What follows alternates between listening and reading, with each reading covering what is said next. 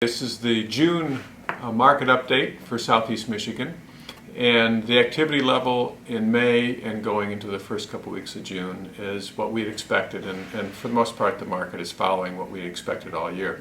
Pleasantly surprised as far as what we expected, because we didn't think the market, at least this spring, would be quite as wild this year as it was last. And it turns out it is pretty much the same. Not quite as wild, but very close.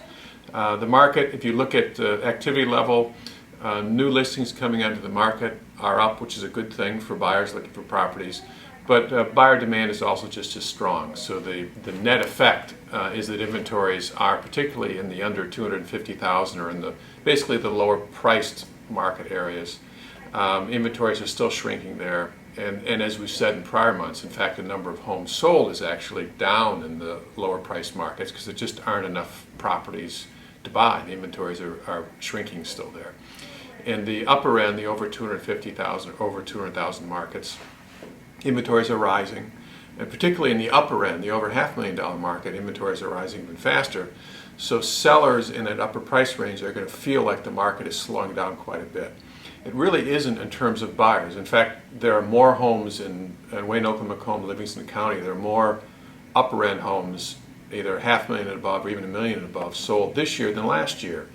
But there are also more listings. So as we said in prior months, as a seller, you feel like the market is slower because you have more listings per buyer available.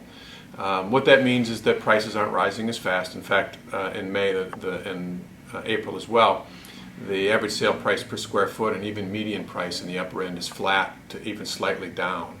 That isn't a trend indicating that values are declining in the upper end. It just means that there's a bulge in supply, even though there's still strong demand. So the market is settling a little bit and balancing that way. In the middle market, activity is still very strong. Basically anything under about $500,000 is still strong, and certainly under $200,000 is very strong. So we're still seeing, coming into summer, we're seeing some very strong trends. Still about a third of the properties we're seeing are selling at or above list price, and that's across all price categories. A little less in the upper end, more in the mid-20s if the $500,000 and above, but still a quarter to a third selling at or above list. And homes selling 10 days or less, they've been on the market 10 days or less, is about 30% as well. Again, at the upper end is more in the low 20s. And homes selling after 30 days, so homes have been on the market 30 days or less, that's about half of the market. So it tells you the strength of the market. It also tells you that there are a number of sellers out there whose homes are not selling as fast, and for them they're not feeling the activity that we're feeling in other parts of the market. And typically that's because the home's pricing or condition doesn't match where the activity is in the market. So although the activity is as strong as we've seen in a number of years, unfortunately not every house in every market will feel that activity, but in general it's very strong, and coming into the summer every bit as strong as last year. The last piece we want to talk about is something we touched on last month as well, and that's the changes coming in to the marketplace for mortgages for the Respatila, or TRID as it's known, TRID is the acronym, for the new rules and mortgage applications and mortgage approvals. And that will, we anticipate that will slow down the mortgage process. There are a number of requirements that lenders have to go through that are a benefit to borrowers. They give the borrower more time to review documents and to make decisions, but because they have more time to do that, it's going to extend most likely the approval process when you're getting a loan. That means the buyers and sellers have to be more flexible in the transaction, more flexible from the time the offer is accepted by all parties to the time that you actually close and take keys to your new property. And in some of those areas, for example, appraisals will tend to be ordered later in the process than they have been in the past, which will add some days to the approval process. And also, lenders will probably be a little more cautious in the approval process they've been in the past, and that caution, double checking, will probably add some days as well. So whereas many instances we've been using about 30 days to get a loan approval from time of application to an approval, it's probably going to stretch to more like 40 days or more. You also want to figure there's going to be about 10 days between the time you sign the purchase agreement and all buyers and sellers agree to it till you have at least 10 days to make application to the lender, because there's some extra steps involved there from the borrower making application to the lender and getting information back from the lender.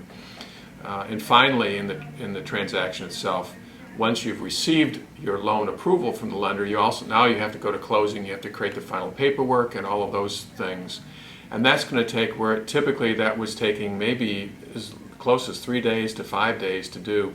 You want to figure at least 10 days. At least that's what lenders are telling us that we should be figuring and writing in the purchase agreements at least 10 days to allow time for buyers to get the information. Buyers have 3 days to need to receive the closing documents 3 days before closing, so they can take a look at the information. And any changes that occur in the documents once the buyer has received them could trigger an additional 3-day review period, or at least a couple days to go through, quickly go through underwriting and confirm the changes. So all in all, we're using a rule of that's been suggested in the industry is called 10-40-10. 10 days to get the approval or to get the application into the lender and back, 40 days for the approval process itself, and then once the approval has been given, 10 days to close. And if you follow generally that term, then that process, then you should be okay. The main thing to keep in mind as a seller and a buyer is just to allow for patience in the process, to understand that there could be some surprises that neither party had control over. And then actually in our purchase agreements beginning August 1st, we'll offer an addendum to the purchase agreements that buyers and sellers can use that basically allow for some additional time in the transaction process to allow for these regulatory changes that, again, neither party has any control over. So overall, this change, the TRID change, is good for consumers. It's better disclosure, it's better information, easier to understand, so it's a good thing. But putting it into the process, particularly in August, is one of the peak activity months of the year, and trying to manage that change will probably cause a little bit of frustration, but we're working very hard to minimize that. Overall, again, as a recap back to the market side of things, market's very strong. Inventories are rising a little bit, so buyers may have more choices, but still need to have some patience and be willing to move very quickly, because it isn't rising quite as fast as the appetite for buyers to buy. So overall, good. Thanks.